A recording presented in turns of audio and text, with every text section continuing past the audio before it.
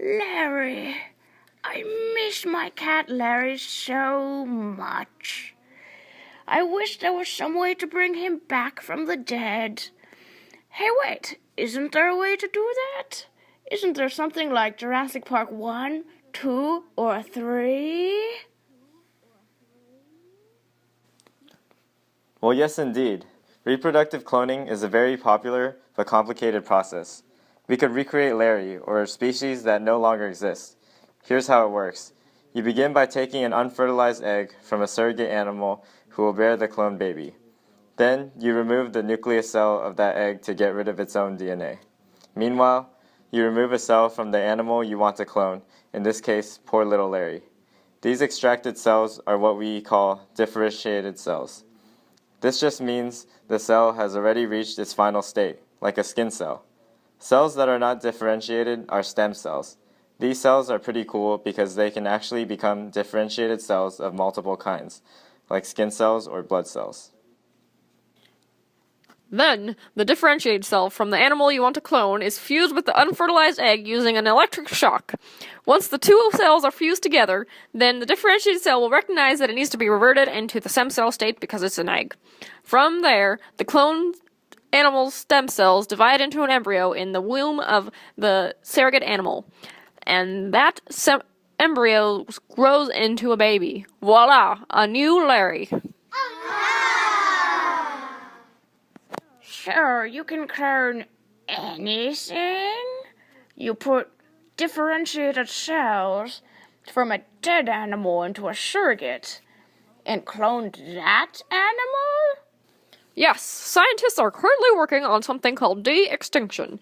They clone extinct animals to bring back their species.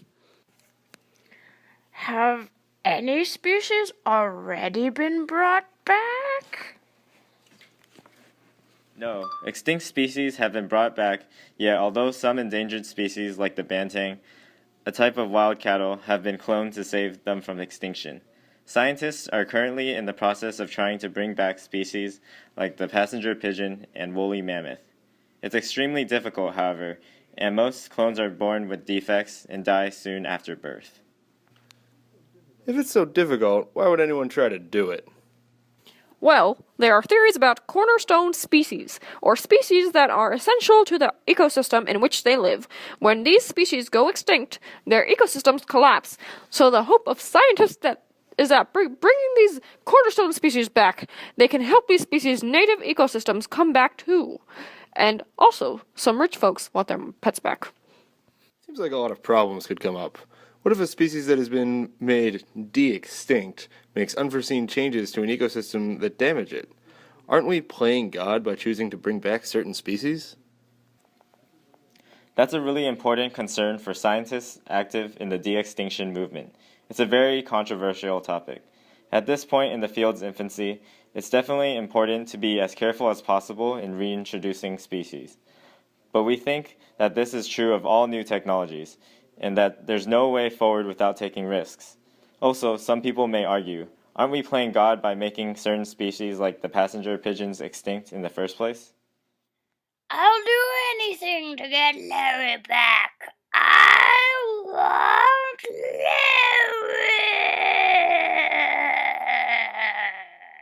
But some of the risks involved here are really serious. First of all, we don't even know if a new species would be able to survive in a new climate and ecology. The climate is changing rapidly, and species that lived in an area 100 years ago might not be able to live there today. And don't clones generally have health problems? What? You mean Larry 2.0 is going to be sick? It's possible, but there's no way to improve the process without trying. That's true, but we're not at a point yet where we can clone and the benefits of gaining knowledge outweigh the harm done to the animals or the environment. We've already successfully cloned existing species. If we have access to the DNA of the extinct species, then I don't see why we can't clone them too. Well, in the case of Dolly the sheep, there were some major health problems. Researchers studying her found that her chromosomes had shorter telomeres than normal. Telomeres are the end of chromosomes that typically shorten each time DNA is copied. It is a natural part of the aging process. Dolly's cells aged more rapidly than those of normal sheep. We would have to bring back many animals just to watch them die off before having successful results. That's true, but we can't correct these issues unless we've invested in research. But that research could also harm the environment by unintentionally creating an invasive species. Also, research requires a lot of time and money that could be spent on existing medical concerns rather than bringing species back, which we still don't understand a lot about. All de-extinction research carefully studies the relevant environmental factors because one of the major rationales for de-extinction is to undo environmental damages. We are literally on the brink of a mass extinction, which could fundamentally alter the biosphere and ultimately make human life untenable, if not extremely difficult. This is why we target cornerstone species, like the passenger pigeon. In a matter of decades, this species that was crucial to North American forests went extinct due to overhunting. Shouldn't we be focusing more on preserving existing species? I feel like the way that new technologies are funded would result in more investment in silly things like bringing back pets or woolly mammoths. Bringing Larry back isn't silly. It's a good point that bringing back Larry or recreating species that popular culture likes, like dinosaurs or saber-toothed tigers, might not seem like the best investment, but any research in bringing species back from the dead will lead to advancements in the capabilities of technology and ultimately make it more accessible to scientists who are interested in protecting the environment. If we can create a better ecosystem by bringing back the extinct species, it may help us to preserve existing species as well. Well, it seems like when the ball gets rolling with a new technology, there's really no way to stop it, especially with one as intriguing as reproductive cloning. I just hope that we're as cautious as possible going forward.